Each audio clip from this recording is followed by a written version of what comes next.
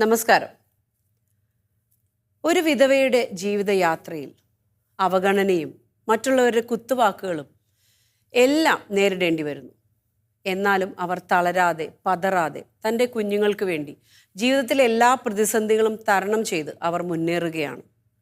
അത്തരത്തിലുള്ള വിധവകളായ സ്ത്രീകളുടെ അനുഭവങ്ങളുടെ ഓർമ്മകൾ പങ്കുവയ്ക്കുന്ന ഈ അനുഭവവേദിയിലേക്ക് ഗുഡ്നസ് ടിവിയുടെ എല്ലാ പ്രിയപ്പെട്ട പ്രേക്ഷകർക്കും സ്വാഗതം.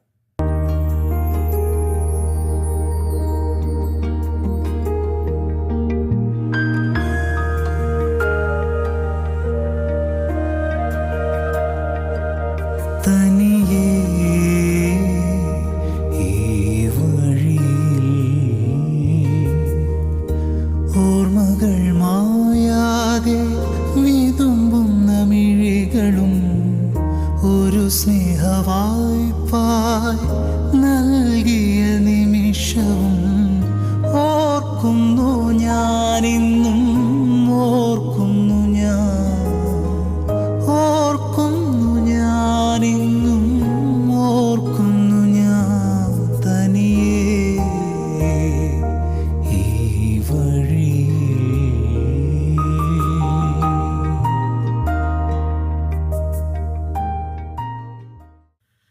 ഇന്നത്തെ നമ്മുടെ അതിഥി ഷൈനി ചേച്ചിയാണ്. ഷൈനി ചേച്ചിയുടെ വിശേഷങ്ങൾ ചോദിച്ചറിയാം. നമസ്കാരം. നമസ്കാരം. ഷൈനി ചേച്ചിയുടെ പഴയ കാലത്തെ ഓർമ്മകളിലേക്കൊക്കെ പോവുകയാണ്. എന്താണ് പെട്ടെന്ന് മനസ്സിലേക്ക് ഓടി വരുന്നത്? ഞാൻ നമ്മൾ 10ാം ക്ലാസ് കഴിഞ്ഞിട്ടുള്ളതാണ് എനിക്ക് ഏറ്റവും ഇഷ്ടപ്പെട്ട കാലഘട്ടം. ഞാൻ പ്രീ ഡിഗ്രി വരെ പഠിച്ചിട്ടുള്ളൂ. അവിടുത്തെ കൂട്ടുകാരും ഒക്കെ കൂടിയുള്ള ആ ജീവിതമാണ്. നമ്മൾ സ്കൂളിൽ പഠിക്കുമ്പോൾ പെൺപിള്ളേരുമായിട്ടുള്ള മഠത്തിലാണ് പഠിച്ചത്. പക്ഷേ പ്രീ ഡിഗ്രി പഠിച്ചപ്പോൾ നമ്മൾ ഡീപ്പോളിലാണ് ഞാൻ പഠിച്ചത്. അപ്പോൾ അവിടെ നല്ലൊരു രസമായിരുന്നു. എന്ന് വെച്ചാൽ ഞങ്ങൾ ടൂർ പോകലും നമ്മൾ ചോറ് കൊണ്ടുവന്നു കഴിഞ്ഞാൽ ഷെയർ ചെയ്യണത് എല്ലാം. ഞാൻ കറി കൊണ്ടുവന്നു കഴിഞ്ഞാൽ ഞാൻ ചോറും കറിയും കൊണ്ടുവരണം. 3-4 പേര് അത് നോക്കി ഇരിപ്പുണ്ടാവും. എന്നിട്ട് ഞങ്ങൾ ഒരുമിച്ചിരുന്ന് ചോറ് കഴിച്ച് ഉച്ചവരെയും ഞങ്ങൾ ആ പള്ളിയുടെ പുറകുവശത്ത് ഇരുന്ന് കളിയും ചിരിയായിട്ടുള്ള കാലം. അതാണ് ഏറ്റവും മനസ്സിൽ പ്രിയപ്പെട്ട കാലഘട്ടം അല്ലേ? അതെ. അപ്പൊ ചേച്ചി ജനിച്ച സ്ഥലം എവിടെയാണ്? ഞാൻ അങ്കമാലിയിലാണ് ജനിച്ചത്. ശരിക്കും പറഞ്ഞാൽ എൻ്റെ വീട് മാർക്കറ്റിൻ്റെ അടുത്തായിരുന്നു. അവിടെയാണ് ജനിച്ചത്. അപ്പച്ചൻ, അമ്മച്ചി, സഹോദരൻ, സഹോദരി ഉണ്ട്. 3 മക്കള്. ഞങ്ങൾ 3 മക്കള്. അപ്പൊ ഷൈനി ചേച്ചി എത്രാമത്തെ മോളാ? ഞാൻ രണ്ടാമത്തെ മോള്. ഓക്കെ. മൂത്തത് ചേച്ചിയാണ്. ഇടവക അങ്കമാലി സെന്റ് ജോർജ്, ഇപ്പോഴത്തെ ബസലിക്ക പള്ളി. ഓക്കെ. പഠിച്ചതൊക്കെ അങ്കമാലി ഹോളി ഫാമിലിയിൽ 10 വരെ. പിന്നെ പ്രീ ഡിഗ്രി വരെയും പഠിച്ചോളൂ. അത് ഡീപ്പോളിൽ പഠിച്ചു.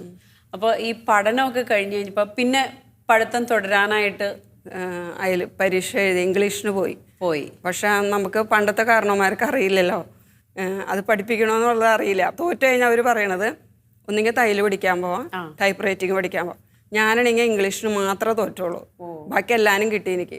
പക്ഷേ എനിക്ക് ഭയങ്കര ആഗ്രഹമായിരുന്നു പഠിച്ച് ഒന്നെങ്കിൽ ഒരു വക്കീലാവണം, അല്ലെങ്കിൽ ഒരു നഴ്സാവണമെന്ന്. പക്ഷെ എനിക്കത് പറ്റില്ല. പക്ഷെ പിന്നീട് അത് ഓർത്തപ്പോൾ വിഷമം ഉണ്ടായിരുന്നു. ഒത്തിരി ഉണ്ടായി.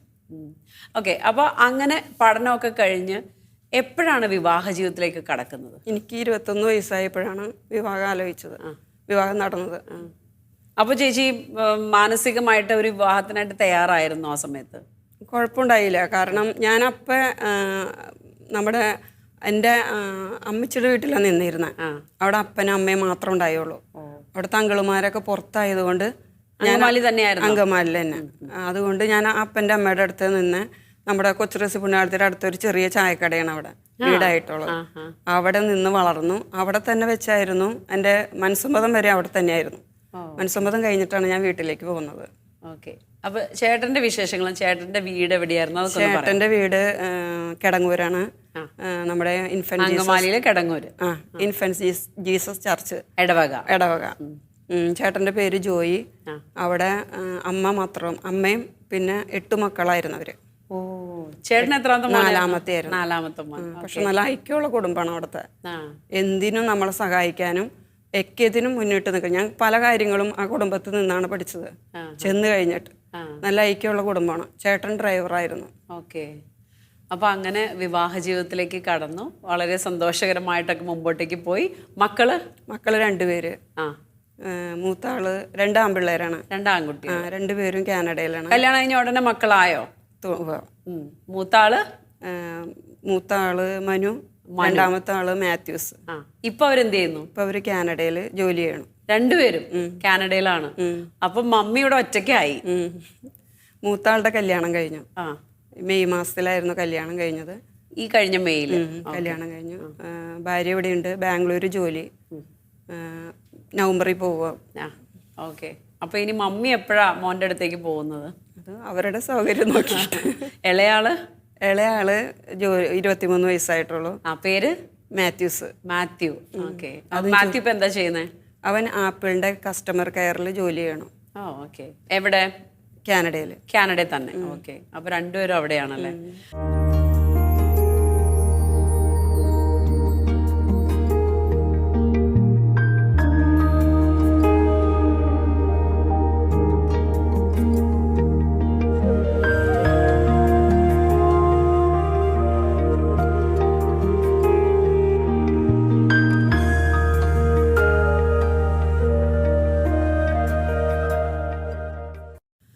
ഓക്കെ. അപ്പോൾ അങ്ങനെ ചേച്ചിയുടെ വിവാഹ ജീവിതത്തിലേക്കൊക്കെ കടന്നു, സന്തോഷമായിട്ട് പോയി, മക്കളായി. എന്താ ശരിക്കും ചേട്ടന് പറ്റിയത്? ചേട്ടന് ക്യാൻസർ ആയിരുന്നു. ഞങ്ങൾ അറിഞ്ഞില്ല. എപ്പോഴും എവിടെയായിരുന്നു? ആമാശയത്തിലും പിന്നെ ലിവറിലും ആയിരുന്നു. പക്ഷെ നമ്മൾ കണ്ടപ്പോഴേക്കും സ്റ്റേജ് 4 ആയി. അതുവരെ ഒരു ലക്ഷണങ്ങളും ഒന്നുമില്ല. നല്ല ഒത്ത ശരീരവും നല്ല ഒരു ക്ഷീണോ കാര്യങ്ങളോ. ആളുടെ ശരീരം ക്ഷീണിച്ച് വിചാരിച്ചപ്പോൾ ഞങ്ങൾ ഷുഗറിന്റെ ആയിരിക്കും എന്ന് വിചാരിച്ചു. ഷുഗർ ഉണ്ടായിരുന്നു. ഒത്തിരി ക്ഷീണിച്ചു. കൈയൊക്കെ ഇങ്ങനെ ശോഷിക്കാൻ തുടങ്ങിയപ്പോഴാണ് ബ്ലഡ് ടെസ്റ്റ് നടത്തിയത്. അപ്പോഴാണ് നമ്മൾ അറിയണത്. അപ്പോൾ അറിഞ്ഞ് നമ്മൾ 2016 ആണ്. സാധാരണ ആമാശയത്തിലൊക്കെ അങ്ങനെ ഉണ്ടെങ്കിൽ നമ്മൾ പെട്ടെന്ന് അറിയാം. അതാ ഡോക്ടർമാരാ തന്നെ പറയണേ. ഈ മനുഷ്യൻ ഭക്ഷണം കഴിക്കണുണ്ടായിരുന്നോ എന്ന് ചോദിച്ചാൽ ഭക്ഷണം കഴിക്കണുണ്ടായില്ല. ക്ഷീണം അങ്ങനെ കൈക്കൊക്കെ അങ്ങനെ ക്ഷീണം തോന്നെങ്കിലും വേറെ ഇതില്ല. അപ്പം ചേട്ടൻ ഡ്രൈവറായിരുന്നെങ്കിലും കുറേ നാൾ ഗൾഫിലായിരുന്നു. ഗൾഫിലായി കഴിഞ്ഞ് പിന്നെ നാട്ടിലേക്ക് വന്നു കഴിഞ്ഞ പിന്നെ കടയായിരുന്നു ഞങ്ങൾക്ക്. ചേച്ചിയും ഗൾഫിലായിരുന്നു? ഇല്ല ചേട്ടൻ. അപ്പം കടയിലായിരുന്നു ഞങ്ങൾക്ക്. ഗൾഫിൽ പോയി വന്നു കഴിഞ്ഞപ്പോൾ പുള്ളിക്ക് വീടൊക്കെ ആയി കഴിഞ്ഞ് കഴിഞ്ഞപ്പോൾ പിന്നെ പോകാൻ ഇഷ്ടമുണ്ടായില്ല. അപ്പോൾ പിന്നെ നാട്ടിൽ കട എന്ന് വെച്ചിട്ടുണ്ടെങ്കിൽ ഞങ്ങൾക്ക് അതും അളിയൻ്റെ വക ഞങ്ങൾക്കൊരു കട ഒത്തിരി സഹായിച്ചു. പറഞ്ഞാൽ മനസ്സിലാവും, ബെന്നിമൂഞ്ഞേലിയാണ് ഞങ്ങളുടെ അളിയൻ. ഒത്തിരി ഞങ്ങളെ സഹായിച്ചു. കട ഇട്ട് തന്നു. എല്ലാ സാധനങ്ങളോടു കൂടി കട ഇട്ട് തന്ന് ഞങ്ങൾ അവിടെ ആയിരുന്നു. പിന്നെ പപ്പയ്ക്ക് അസുഖം വന്നു കഴിഞ്ഞു. പിന്നെ ഈ കട നോക്കിയത് മക്കളാണ്. ഒത്തിരി കഷ്ടപ്പെട്ടാണ് അവർ പഠിച്ച്. പിന്നെ അത് കഴിഞ്ഞ് ചെറുതിലായിരിക്കുമ്പോൾ ചെറുതിനെ ആദ്യം വിട്ടു, കാനഡയ്ക്ക് വിട്ടിട്ട് മൂത്ത ആളവിടെ നിന്ന് കുറച്ച് കാര്യങ്ങളൊക്കെ കഴിഞ്ഞു കഴിഞ്ഞിട്ടാണ് അവൻ പോയത്. ചേട്ടൻ 2016 സെപ്റ്റംബർ 14 തിരുവോണത്തിൻ്റെ അന്നാണ് മരിച്ചത്. അന്ന് പിന്നെ എല്ലാ കാര്യങ്ങളും. ഇത് അറിഞ്ഞിട്ട് എത്ര നാളുണ്ടായിരുന്നു ചേട്ടൻ? 1.5 മാസം ഉണ്ടായുള്ളൂ. മനസ്സുകൊണ്ടൊന്ന് തയ്യാറെടുക്കാനുള്ള ഒരു സമയം പോലും നമുക്ക് അറിഞ്ഞില്ല. കാരണം നമ്മൾ രാജഗിരിയിലായിരുന്നു ചികിത്സ. സഞ്ജു ശ്രീയൊക്കെ ഡോക്ടറായിരുന്നു. പക്ഷെ ഡോക്ടർ എൻ്റെ മുഖത്ത് നോക്കൂലായിരുന്നു. രോഗം പറഞ്ഞപ്പോഴൊന്നും. പിന്നെ മക്കളെ കാണണമെന്ന് പറഞ്ഞു ഡോക്ടർ. 2പേരെയും കാണിച്ചു കൊടുത്തു. അപ്പോഴും എന്നോടൊന്നും പറഞ്ഞിട്ടില്ല. പക്ഷേ എന്താണെന്ന് എനിക്കറിയില്ല. ഒരു ദിവസം രാത്രി ബയോപ്സിക്ക് അയച്ചപ്പോൾ രാത്രി ഞാൻ പ്രാർത്ഥിച്ചപ്പോൾ എനിക്ക് ശരിക്കും മാതാവ് വന്ന് പറഞ്ഞതാണോന്ന് അറിയില്ല, നിൻ്റെ ഭർത്താവിന് ക്യാൻസർ ഉണ്ടോയെന്ന് 3 പ്രാവശ്യം എന്നോട് പറഞ്ഞു. അപ്പോൾ ഞാൻ കണ്ണോർന്നിങ്ങനെ നോക്കിയപ്പോൾ നമ്മുടെ രൂപത്തിൻ്റെ അവിടെ ഒരു ചെറിയ വെട്ടം പോലെ. പക്ഷെ എനിക്ക് ഡോക്ടർ പറഞ്ഞപ്പോൾ എനിക്ക് യാതൊരു കുഴപ്പം, ഭയങ്കര ശക്തി പോലെയായിരുന്നു. കാരണം ഞാൻ ആദ്യം അറിഞ്ഞല്ലോ എന്നോർത്ത്. പക്ഷെ ഒത്തിരി സങ്കടം ഉണ്ടായിരുന്നു. മക്കളൊന്നും ഒന്നായിട്ടുണ്ടായില്ലല്ലോ. മക്കൾക്ക് എന്ത് പ്രായമായിരുന്നു അപ്പോൾ? മൂത്ത ആൾ എഞ്ചിനീയറിങ്ങിന് പഠിക്കണം. ഇളയാൾ 10ാം ക്ലാസ് കഴിഞ്ഞിട്ടുണ്ടായുള്ളൂ. +1 ചേർന്നു. എങ്ങും എത്തിയിട്ടുണ്ടായില്ല രണ്ടാളും. ഒരു ജോലി ചേച്ചിക്ക് വേണമായിരുന്നു എന്ന് അപ്പം എപ്പോഴെങ്കിലും? ജോലിയായിരുന്നു, കടയുണ്ടായിരുന്നല്ലോ. അപ്പം അത് ചേച്ചി നോക്കി നടത്തിയിരുന്നോ? ചേട്ടൻ സമ്മതിച്ചിട്ടുണ്ടായില്ല കടയിൽ വരാനൊന്നും. പക്ഷെ പപ്പ മരിച്ചു കഴിഞ്ഞപ്പോൾ ഞാൻ വരട്ടെ എന്ന് ചോദിച്ചു. കാരണം കൊച്ചുങ്ങൾക്ക് ക്ലാസ്സിൽ പോകണമല്ലോ. അപ്പം മൂത്ത ആളെ വിളിച്ച് പപ്പ പറഞ്ഞിട്ടുണ്ടായി മമ്മീനെ ഒരിക്കലും പണിക്ക് വിടരുതെന്ന്. അവർ തന്നെ നോക്കിയത്. കട നോക്കി ഇളയാളെ ഒരു സ്ഥാനവും കടയിലത്തെ കാര്യങ്ങളൊക്കെ ഒരുപോലെ മക്കള് കടയിൽ സഹായിക്കാൻ എൻ്റെ അമ്മച്ചി ഉണ്ടായി, ചേട്ടൻ്റെ അനിയനുണ്ടായി. കാലത്ത് അവൻ ക്ലാസ്സിൽ പോകുമ്പോൾ അവർ 2പേരും ഉണ്ടാവും. വൈകുന്നേരം കൊച്ചു ക്ലാസ് കഴിഞ്ഞ് വരുമ്പോൾ 2പേരും കടയിൽ നിൽക്കും. അങ്ങനെ അവർ നന്നായിട്ട് കഷ്ടപ്പെട്ടു. അത് നാട്ടിലും അത് കാനഡയിൽ ചെന്നിട്ടും കുറേ കഷ്ടപ്പെട്ടു. എന്തായാലും 2പേരും ഇപ്പോൾ എന്താ പറയാ നല്ലൊരു ജീവിതത്തിലേക്ക് തന്നെ കടന്ന ഒരു സമയമാണല്ലേ. മമ്മിക്കും സന്തോഷമായിട്ടുണ്ട്. ചേട്ടൻ പോയ സമയത്ത് അല്ലെങ്കിൽ നമ്മുടെ ജീവിതത്തിൽ നിന്ന് നമ്മുടെ ഒരു പാതി പോകുന്ന ഒരു സമയത്ത് നമുക്ക് ഈ മുമ്പോട്ടേക്ക് ഒരു ശൂന്യതയാണ്. എങ്ങനെ ജീവിതം മുമ്പോട്ടേക്ക് കൊണ്ടുപോകാം, അല്ലെങ്കിൽ ഞാൻ ഇനി ഒറ്റയ്ക്കായല്ലോ എന്ന് ചിന്തിക്കുന്ന ഒരു സമയമുണ്ട്. ആ ഒരു സമയത്തിൽ നിന്ന് പുറത്ത് കടക്കാനായിട്ട് എങ്ങനെ പറ്റി ചേച്ചിക്ക്, എങ്ങനെ സാധിച്ചു? എനിക്ക് 2 മക്കൾ വലത്തും ഇടത്തു നിന്ന് തന്നെ മുന്നോട്ട് നയിച്ചു. ശരിക്കും പറഞ്ഞ അവരായിരുന്നു ചേച്ചിയുടെ ശക്തി അല്ലേ? കാരണം എന്നോട് പറഞ്ഞിട്ടുണ്ട് വെള്ള സാരി ഉടുക്കരുത് മമ്മീന്ന്. ഞാൻ 7ൻ്റെ സമയത്തായിട്ടാണ് വെള്ള സാരി ഉടുത്തപ്പോൾ തന്നെ പറഞ്ഞു, മമ്മി ഇനി മേലാൽ ഈ സാരി ഉടുക്കരുത് കേട്ടോ എന്ന് പറഞ്ഞു. അത് പിന്നെ ഉടുത്തിട്ടില്ല, ഇന്ന് വരെ ഉടുത്തിട്ടില്ല വെള്ള സാരി. പിന്നെ കരയാൻ അവർ സമ്മതിക്കില്ല, ഒരിക്കലും സമ്മതിച്ചിട്ടില്ല. അതുപോലെ അവൻ്റെ കല്യാണം വന്നപ്പോഴും എനിക്ക് ഭയങ്കര സങ്കടമായിരുന്നു. അവൻ എന്നോട് മൂത്തവൻ പറഞ്ഞു, മമ്മി എൻ്റെ കല്യാണമാണ്, കരയരുത് കേട്ടോ എന്ന്. പക്ഷെ ഞാൻ നല്ല ധൈര്യത്തോടു കൂടി, എന്താണെന്ന് എനിക്കറിയില്ല, ഭയങ്കര ശക്തിയോടു കൂടിയാണ് ഞാൻ നിന്ന കല്യാണം. എൻ്റെ ഒരു ശക്തിയിൽ ആ കല്യാണം നടത്തി. ശരിക്കും എല്ലാവരും ചോദിച്ചു ഇതെവിടെ നിന്ന് ഇത്ര ധൈര്യവും കാര്യങ്ങളൊന്ന്. പക്ഷെ നമ്മൾ മുന്നോട്ട് വന്നു വെച്ചാൽ, ഞാൻ ഇപ്പോൾ കൂടുതൽ പറയുകയാണെങ്കിൽ കൂടുതലും ധൈര്യം എനിക്ക് കിട്ടിയത് ജീവാലയെന്നാണ്. അവിടെ ചെന്നിരുന്ന് ആ ക്ലാസ്സിലും ആ അച്ഛന്മാരുടെ പ്രസംഗം, പിന്നെ ഞങ്ങൾക്ക് വ്യാഴാഴ്ച ദിവസം മധ്യസ്ഥ പ്രാർത്ഥനയുണ്ട് അവിടെയൊക്കെ ചെന്നിരുന്നിട്ട് എനിക്കറിയില്ല, ഞാൻ ഒരു 10 ആളുടെ മാതിരിയാണ് ഓരോ കാര്യങ്ങൾ ചെയ്തത്. പക്ഷേ എൻ്റെ ബന്ധുക്കളോട് ഞാൻ പറയായിരുന്നു ഇന്നത് ചെയ്യണമെന്ന് പറയുമ്പോൾ അവർ പറയും നീ അത് അറിഞ്ഞ് ചെയ്തോളാൻ പറയും. പിന്നെ ഞാൻ ചോദിക്കാണ്ടായി. കാരണം നമ്മൾ അറിഞ്ഞ് ചെയ്യേണ്ടത് എല്ലാവരും എൻ്റെ കഴിവും കൊണ്ട് എല്ലാ കാര്യങ്ങളും ഞാൻ ചെയ്തു. പക്ഷേ എൻ്റെ ഒപ്പം എൻ്റെ മക്കൾ വലത്തടുത്തും ഉണ്ടായിരുന്നു, എൻ്റെ ബന്ധുക്കളും ഉണ്ടായിരുന്നു എൻ്റെ ഒപ്പം. അതുപോലെ ചേട്ടൻ മരിച്ചു കഴിഞ്ഞപ്പോൾ എന്നോട് ചോദിച്ചിട്ടുണ്ട്, ചേച്ചി പെങ്കൊച്ചങ്ങളായിരുന്നെങ്കിൽ ചേച്ചി എന്ത് ചെയ്യായിരുന്നു എന്ന്. ഞാൻ പറഞ്ഞു ഞാൻ പണിക്ക് പോവും, എൻ്റെ മക്കളെ വളർത്തുമെന്ന് പറഞ്ഞു ഞാൻ. പിന്നെ അവരൊന്നും മിണ്ടിയില്ല എന്നോട്. അതുപോലെ പറഞ്ഞിട്ടുണ്ട് എന്നോട് ഭർത്താവിന്, കാരണം ചേട്ടന് അസുഖം വന്നപ്പോൾ ശരിക്കും പറഞ്ഞിട്ടുണ്ടെങ്കിൽ ചേട്ടൻ്റെ വീട്ടുകാരെ ചേട്ടനെ നോക്കിയ നല്ല പൈസ ചിലവുണ്ട്. അതിനൊക്കെ അവർ, അതാണ് പറഞ്ഞത്, ഞാൻ വീട്ടിൽ ഭയങ്കര ഐക്യമാണെന്ന്. ഒരു ചെറിയ കാര്യത്തിനായാലും എല്ലാവരും കൂടി ആലോചിച്ച് ഒത്തൊരുമയുടെ കാര്യങ്ങൾ ചെയ്യണത്.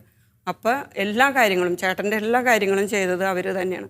പക്ഷേ അതിന് മുന്നേ എന്നോട് ചോദിച്ചിട്ടുണ്ട് എൻ്റെ ബന്ധുക്കൾ, നമ്മൾ വിവാഹം കഴിക്കേണ്ട സമയത്തും മക്കളെ കഴിപ്പിക്കേണ്ട സമയത്തും രോഗം വരുമ്പോഴും ആരുടെ മുമ്പിൽ കൈ നീട്ടരുതെന്ന്. പക്ഷെ നമ്മുടെ കയ്യിലില്ലെങ്കിൽ നമ്മൾ കൈ നീട്ടണ്ടേ, സഹായം ചോദിക്കണ്ടേ. ഞാൻ ആരോടും സഹായം ചോദിച്ചില്ല. കാരണം ആ മനുഷ്യൻ ഗൾഫിൽ കിടന്നുണ്ടാക്കിയതാണ് വീട്. ആ വീട് വിറ്റിട്ടാണെങ്കിലും ഞാൻ ആ മനുഷ്യനെ ഞാൻ നോക്കായിരുന്നു. പക്ഷെ അതിൻ്റെ ഒന്നും ആവശ്യം വന്നില്ല. അവർ തന്നെ എല്ലാ കാര്യങ്ങളും ചെയ്തുകൊണ്ടിരുന്നു. പക്ഷേ ആ മരിച്ചു കഴിഞ്ഞിട്ടായാലും അവരൊരു സ്ഥാനത്ത് എത്തണ വരെ ഞങ്ങൾക്ക് ആ കട തന്നുകൊണ്ടിരുന്നു ഞങ്ങളുടെ അളിയൻ. അത് തന്നെ വലിയ ഭാഗ്യം. വാടകയൊന്നും ഇല്ലാണ്ട് അവർക്ക് ജോലി കിട്ടി 2 വർഷത്തിൽ കഴിഞ്ഞിട്ടാണ് ഞങ്ങൾ ആ കട വിട്ടുകൊടുത്തോളൂ. അവർക്ക് ജോലി ആവണവരെ ആ കട ഞങ്ങൾക്ക് തരണമെന്ന് അവർ പറഞ്ഞു. കാരണം മമ്മിക്ക് ചിലവിന് വേണ്ടി. കാരണം നമ്മളൊരു കൊല്ലത്തെ ഫീസ് കൊടുത്താണ് അവർ പോയി കാണാൻ. പിന്നെ അവർ ജോലി എടുത്തിട്ട് വേണം ഫീസ് അവിടെ അടയ്ക്കണമെങ്കിൽ. വീട്ടിൽ നിന്നൊന്നും കൊടുക്കാനില്ല ശരിക്കും പറഞ്ഞു. പിന്നെയും ബന്ധുക്കളെ ബുദ്ധിമുട്ടിക്കാൻ പറ്റൂല. അപ്പോൾ അതുകൊണ്ട് ഞങ്ങൾ അത് 2 കൊല്ലത്തേക്ക് കൂടി തന്ന് അവർ ചോദിക്കണേ മുമ്പ് ഞങ്ങൾ കട വിട്ടുകൊടുത്ത് ഒത്തിരി ഞങ്ങളെ സഹായിച്ചിട്ടുണ്ട്. നമ്മൾ എന്തോരം കടപ്പെട്ടാലത് മതിയാവൂലേ ശരിക്കും പറഞ്ഞിട്ടുണ്ടെങ്കിൽ. ആ ചേട്ടൻ്റെ വീട്ടുകാരോട് അങ്ങനെ ഒരു കുടുംബം ലഭിക്കാന്ന് പറയുന്നത് ഒരു വലിയ അനുഗ്രഹമാണ്. ഞാനത് ചെറുപ്പം മുതലേ പ്രാർത്ഥിക്കായിരുന്നു. ഞാൻ പറഞ്ഞില്ല, ഞാൻ അപ്പാപ്പൻ്റെ അമ്മാമ്മയുടെയും കൂടെയാണെന്ന്. അവിടെ ഒരു കപ്പോളയുണ്ട് കൊച്ചുറസി പുണ്യാളത്തിൻ്റെ വീട്ടിൽ. അപ്പം ഞാൻ എപ്പോഴും പ്രാർത്ഥിക്കും തിരിയെത്തിച്ച് സഹോദര സ്നേഹവും ദൈവഭക്തിയുള്ളൊരു ഭർത്താവിനെ എനിക്ക് കിട്ടണമെന്ന്. അതുപോലെ തന്നെ എനിക്ക് കിട്ടിയ ശരിക്കും പറഞ്ഞിട്ടുണ്ടെങ്കിൽ. ചേച്ചിയുടെ ഒരു പ്രാർത്ഥന എത്രത്തോളം ചേച്ചിക്ക് ശക്തി തരാറുണ്ട്? ഞാൻ ഒത്തിരി പ്രാർത്ഥിക്കാറുണ്ട്. 3 മണിക്കൊക്കെ ഇരുന്ന് പ്രാർത്ഥിക്കുമ്പോൾ നമ്മളോട് ഈശോ പറയണ മാതിരി തന്നെ എനിക്ക് തോന്നും. കാരണം ഇപ്പോൾ ഒരു ഉദാഹരണമാണ്, എൻ്റെ മോൻ്റെ അത്താഴൂട്ട് സമയം നടക്കണം. അപ്പോൾ നമ്മളൊരു ചെറിയ രീതിയിലെ കല്യാണം നടത്തി, ഒരു 250 ആളുടെ പരിപാടിയാണ് നടത്തിയത്. അപ്പോൾ ഇവൻ്റെ ഫ്രണ്ട്സ് കൂടുതലുണ്ടല്ലോ, ഇവൻ +2 പഠിച്ചതും എഞ്ചിനീയറിംഗ് കോളേജിൽ പഠിച്ച പിള്ളേരൊക്കെ കൂടി അവരൊരു 100 ചില്ലാൻ പേരുണ്ട്. അവർക്കൊരു ചെറിയൊരു പരിപാടി വേറെ വെച്ചിട്ടുണ്ടായി. നമ്മൾ മൊത്തം ഭക്ഷണം ഏൽപ്പിച്ചേക്കണത് 250 പേർക്കാണ്. കുറേ ഇങ്ങനെ കഴിഞ്ഞ് കഴിഞ്ഞപ്പോൾ ഒരു 4-5 മണിയായപ്പോൾ എന്നോട് ആരോ ഒന്നിങ്ങനെ ഭക്ഷണം നീ ഒന്ന് വിളിച്ച് ചോദിക്കുകയെന്ന് ഉള്ളിൽ നിന്ന് അതാണ് പറയണ മാതിരി. ഞാൻ അങ്ങനെ ഭക്ഷണം നമുക്ക് സർവ് ചെയ്യണ ആളെ വിളിച്ച് കഴിഞ്ഞപ്പോൾ ഞാൻ ചോദിച്ചു, ഇങ്ങനെ 250 ആക്കടെ ചേച്ചി ഇവിടെ ഓക്കെയാണ്, 250 ആക്കടെ ഭക്ഷണമാണ്. അപ്പോൾ ഞാൻ പറഞ്ഞു ഇങ്ങനെ ഒരു പരിപാടി വെച്ചിട്ടുണ്ട്, നമ്മൾ എന്ത് ചെയ്യുമെന്ന് ചോദിച്ചു. ചേച്ചി അത് പറ്റില്ല, അത് ഇതിൽ നിന്ന് ഭക്ഷണം പോയി കഴിഞ്ഞാൽ നമുക്ക് ഭക്ഷണം തികയില്ല. അപ്പോൾ 4:30 6 മണിക്ക് സാധനം കൊണ്ടുവരാൻ പറഞ്ഞേക്കണതാണ്. 4:30 5 മണിയായി ഞാൻ വിളിക്കുമ്പോൾ. നമുക്ക് എന്തെങ്കിലും ചെയ്യാം. അപ്പോൾ ഞാൻ പറഞ്ഞു എന്തെങ്കിലും ചെയ്യണം എന്ന് പറഞ്ഞു. അപ്പോൾ തന്നെ അവർ പറഞ്ഞു ഞങ്ങൾ എന്താ ചെയ്തോളാം ചേച്ചി പേടിക്കണ്ടെന്ന് പറഞ്ഞ് അവരതിന് കരുതി. അതല്ല, അത് നമ്മൾ ദൈവത്തോട് കൂടുതൽ അടുത്തത് കൊണ്ടല്ലേ നമുക്ക് അങ്ങനെ തോന്നിച്ചത്. അങ്ങനെ ഓരോ കാര്യങ്ങളും അതെ, മക്കൾ എന്തെങ്കിലും ചെയ്യുമ്പോഴായാലും അതങ്ങനെ ചെയ്യരുത് എന്ന് നമ്മുടെ ഉള്ളിലുണ്ടാവും. ഞാനായാലും അത് എന്തെങ്കിലും ചെയ്യുമ്പോഴോ പറയുമ്പോഴും മതി പറയരുത്, വായടച്ചോ, അങ്ങനെ ഒരു ഇതിൽ നമ്മളോട് പുറകയിൽ എപ്പോഴും ഉണ്ട്. അപ്പുറവും ഇപ്പുറമൊക്കെ ആയിട്ട്. പിന്നെ നമ്മുടെ കല്യാണം, നമ്മുടെ വഴികാട്ടിയായിട്ട് എപ്പോഴും ദൈവം നമ്മുടെ കല്യാണത്തിനായാലും നമുക്ക് ഞാൻ ആദ്യം എൻ്റെ കൂടെ ഞാൻ മധ്യസ്ഥനായിട്ട് ഞാൻ വിളിച്ചത് എൻ്റെ ഭർത്താവിനെയാണ്. കാരണം ഈശോ നമ്മുടെ കൂടെ ഉണ്ടല്ലോ. അപ്പോൾ എല്ലാത്തിനും ഒരു ബലമായിട്ട് എനിക്ക് കൂടെ ഉണ്ടാവണമെന്ന് പറഞ്ഞ് എൻ്റെ ഭർത്താവിനെയാണ് ഞാൻ എൻ്റെ അരിയത്ത് നിർത്തിയത്. ആ ധൈര്യമായിരുന്നു എനിക്ക്. എല്ലാവരും ചോദിച്ചു അവളുടെ നടത്തവും ഇതൊക്കെ കണ്ടുവെന്ന് എല്ലാവരും പറയുന്നുണ്ട്. പക്ഷേ എനിക്ക് ധൈര്യം എൻ്റെ ഭർത്താവ് എൻ്റെ കൂടെ ഉണ്ടല്ലോ, ഈശോ ഓൾറെഡി ഉണ്ട്. അപ്പോൾ ഞാൻ മധ്യസ്ഥനായിട്ട് വിളിച്ചത് എൻ്റെ ഭർത്താവിനെയാണ്. എല്ലാ കാര്യങ്ങളും ഭംഗിയായിട്ട് നടത്തിയതാണ്. അതുപോലെ തന്നെ എല്ലാം നല്ല ഭംഗിയായിട്ട് നടത്തി കിട്ടി എനിക്ക്.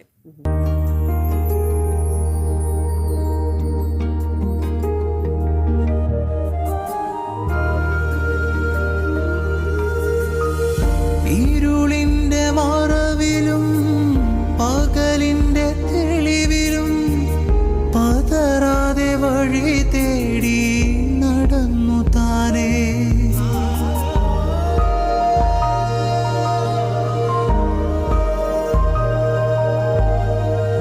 ഇനിയൊരു ജന്മം നൽകുമെന്നോർത്ത് കാത്തിരിപ്പൂ ഞാൻ പുലരി തോറും. കാത്തിരിപ്പൂ ഞാൻ പുലരി തോറും തനിയേ ഈ വഴിയിൽ.